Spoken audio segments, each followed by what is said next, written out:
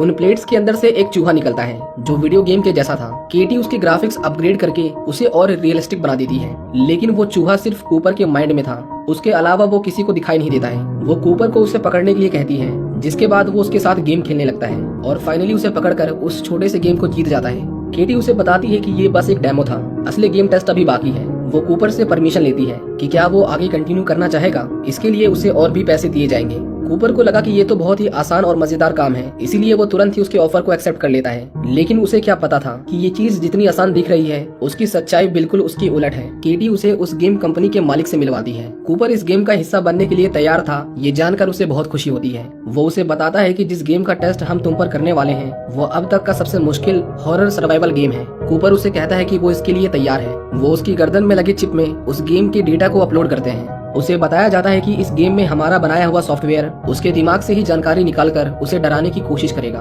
और इसके बाद वो उसे एक बड़े से घर में लाते हैं। इस घर में कोई नहीं रहता था, ये स्पेशली उस वीडियो गेम के लिए बनाया गया था। कूपर उनसे पूछता है कि उसे इस गेम में क्या करना है। वो उसे कहती है कि तुम्हें बस इस घर में अकेले रहना है। वहाँ ना टीवी था, ना मोबाइल, ना ही इंटरनेट। वो उसे एक ईयरफोन देती है ताकि वो गेम के दौरान उससे बात कर पाए, और अगर उसके दिल की धड़कन तेज होती है या उसे बहुत ज्यादा डर लगता है तो वो उसके कहने पर उस गेम को वहीं रोक देंगे। कूपर को लगा कि उन लोगों ने उसके लिए पूरी सेफ्टी कर रखी है, लेकिन उसके ब्रेन में जो चिप थी वो उसकी सोच से कहीं ज्यादा पावरफुल थी। कूपर अब घर में अकेला था। वो ठंड से बचने के लिए वहाँ पर आग जलाता है। वहाँ पर करने के लिए कुछ नहीं था। केटी उसे कहती है कि ऐसा हमने जानबूझकर किया है क्योंकि खाली दिमाग में ही उनका गेम अच्छे से काम कर पाता है। वो अपने आप को बिजी रखने के लिए एक किताब को पढ़ने लगता है, लेकिन तभी उसके सामने एक स्पाइडर आता है। वैसे तो वो मानता था कि उसे मकड़ियों से डर नहीं लगता, लेकिन सॉफ्टवेयर ने उसके दिमाग को स्कैन करके जान लिया था कि उसे मकड़ियों से बहुत डर लगता है, इसीलिए वो सबसे पहले उसे एक मकड़ी दिखाता है। केटी उसे कहती है कि उसे दिखने वाली कोई भी चीज उसे टच नहीं कर सकती। कूपर ने डिसाइड किया था कि वो अब किसी भी चीज से नहीं डरेगा,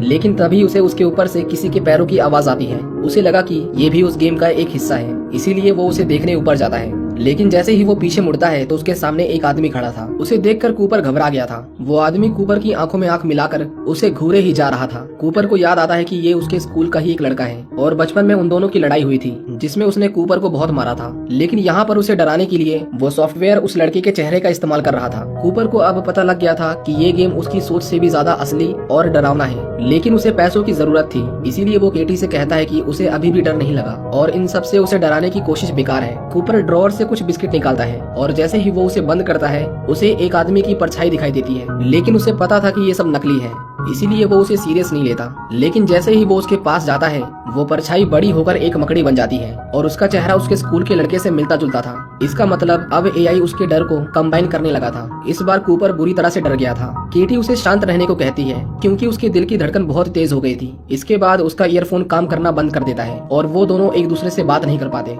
इसके बाद कूपर को किसी के दरवाजे पीटने की आवाज आती है। बाहर आकर वो देखता है कि वहाँ पर कोई नहीं था, लेकिन फिर भी उसे खटखटाने की आवाज आ रही थी। तभी वहाँ पर सोंजा आती है। कूपर उसे देखकर हैरान था क्योंकि वो उसे बिल्कुल असली लग रही थी और इस बार वो उसे टच भी कर पा रहा था। सोंजा उसे कहती है कि हमें यहाँ से जल्दी निकलना होगा, नहीं तो तुम मारे जाओगे, क्योंकि जिस गेम का एक्सपेरिमेंट ये कंपनी तुम्हारे ऊपर कर रही है उसे सरकार ने अप्रूवल दिया ही नहीं, क्योंकि उनका मानना था कि ये गेम खतरनाक है। कूपर को लगा कि ये सब उस गेम का एक प्लान है ताकि वो हार मान ले। उसे लगने लगा था कि सोंजा उस कंपनी के लिए काम करती है। बार बार सोंजा उसे समझाने की कोशिश कर रही थी। कूपर उससे कहता है कि अगर तुम यहाँ काम नहीं करती तो तुमने मुझे ढूंढा कैसे। सोंजा उसे कहती है कि उसने उसके फोन को ट्रैक किया। कूपर उसे कहता है कि उसका फोन यहाँ से कई किलोमीटर दूर बंद पड़ा है। ये सुनने के बाद सोंजा अचानक से सीरियस हो जाती है क्योंकि वो भी गेम का हिस्सा थी और कूपर को डराने की उसकी कोशिश नाकाम हो गई थी। लेकिन ये गेम और खतरनाक हो जाता है जब सोंजा उसके ऊपर चाकू से हमला कर देती है और इस बार कूपर को सच में दर्द हो रहा था, जैसे सच में किसी ने उसे चाकू मारा हो। वो उसके बालों को खींचता है पर सोंजा की पूरी खाल निकल आती है। कूपर किसी तरह खुद को बचा लेता है। जब वो अपने आसपास देखता है तो सोंजा गायब हो चुकी थी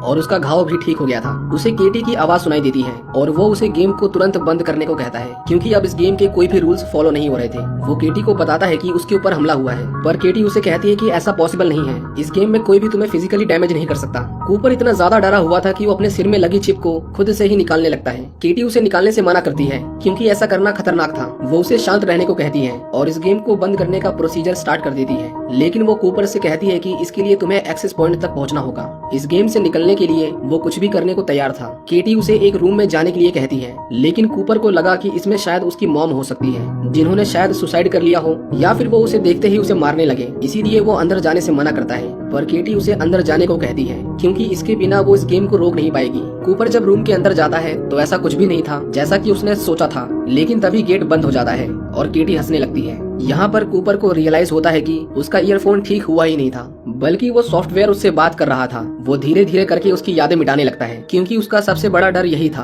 कि कहीं वो अपने फादर की तरह ना बन जाए जिन्हें भूलने की बीमारी थी। जब वो शीशे में अपने चेहरे को देखता है तो उसे खुद का नाम भी याद नहीं आता और वो गुस्से में उस शीशे को तोड़कर खुद को चोट पहुंचाने लगता है। वो अपने पीछे लगी चिप को निकालने लगता है, लेकिन तभी केटी वहाँ पर आती है और वो उसे रोक लेती है। वो लोग उसे पकड़ लेते हैं और उन्हें पता लगता है कि इस गेम ने उसके ब्रेन में काफी डैमेज कर दिया था। शाओ कूपर से माफी मांगता है क्योंकि उसका बनाया हुआ गेम बहुत ज्यादा पावरफुल था और वो अब उसके गेम को कूपर के ब्रेन से अलग नहीं कर सकते थे। शाओ अपने लोगों को कूपर को ठिकाने लगाने के लिए कहता है। कूपर बहुत जोर से चिल्लाता है और तभी उसकी आंख खुलती है और वो शाओ के कैबिन में जागता है। ये पूरा एक्सपीरियंस उसके लिए बहुत डरावना था। वो मानो जैसे सहम गया था। कंपनी कूपर के साथ इस एक्सपेरिमेंट को रोक देती है और वो दोबारा से अमेरिका के लिए निकल जाता है, लेकिन अब वो पहले जैसा नहीं था। वो अपनी माँ से मिलकर उनसे माफी मांगना चाहता था क्योंकि इतने सालों में उसने उन्हें बहुत दुख दिया था।